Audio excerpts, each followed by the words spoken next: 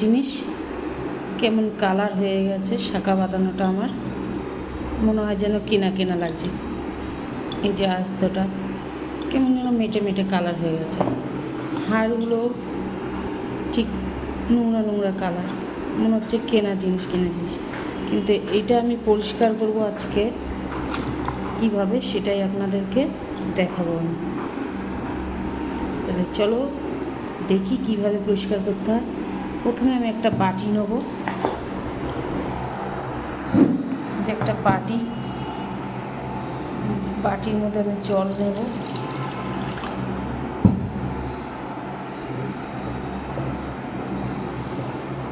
তারপর নেব আমি সার্ফের গুঁড়ো 1 চামচ। তারপরে নেব আমি হলুদের গুঁড়ো।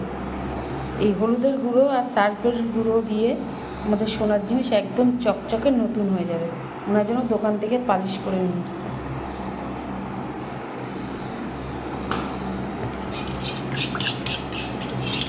দিয়ে দিলাম। কালারটা দেখো, হলুদটা দেওয়ার পর খালি কালারটা দেখেন, মগের কালার হয়ে গেছে, অরেঞ্জ কালার।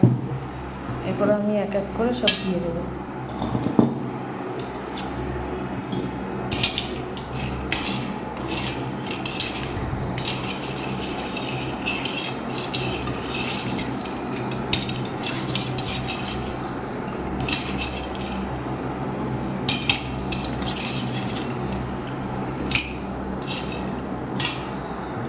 তারপর আমি শাঁখা বাঁধানোগুলো দিয়ে দিই। এরপর আমি দেখো গাইস, আবার চলে এসেছি আমি। 5 মিনিট হয়ে গেছে। 5 মিনিট পর আমি এবার তুলবো।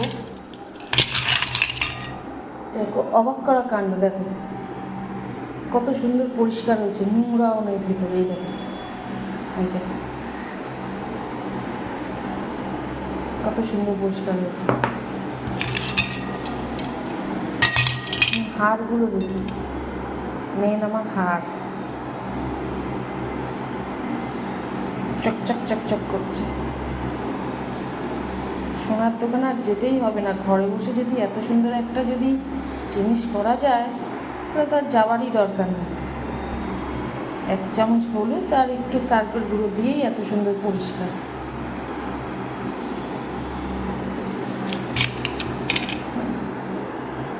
আংটিটা দেখো,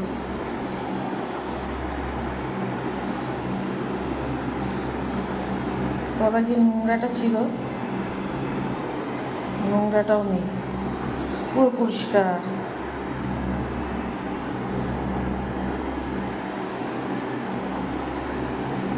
এই আমি ঘরে এরকমভাবেই পরিষ্কার করি, তাই আপনাদের সাথে এই ভিডিওটা শেয়ার করলাম। যদি ভালো লাগে তাহলে একটা লাইক করবেন, কমেন্ট করবেন, আর পারলে বন্ধুদের সাথে শেয়ার করে দেবেন। এখন আপনাদেরকে আমি ধুয়ে দেখাবো এটা।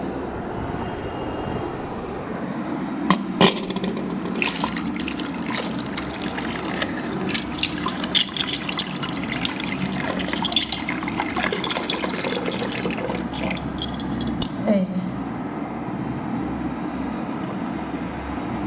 চকচক করছে, কত সুন্দর, যে কত সুন্দর পরিষ্কার হয়েছে। আমি হাতে পরেছি, এই যে আমার আংটি।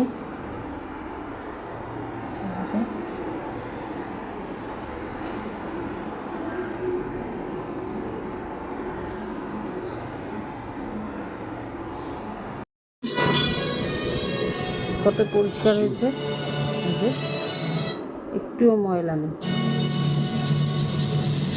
চকচক করছে।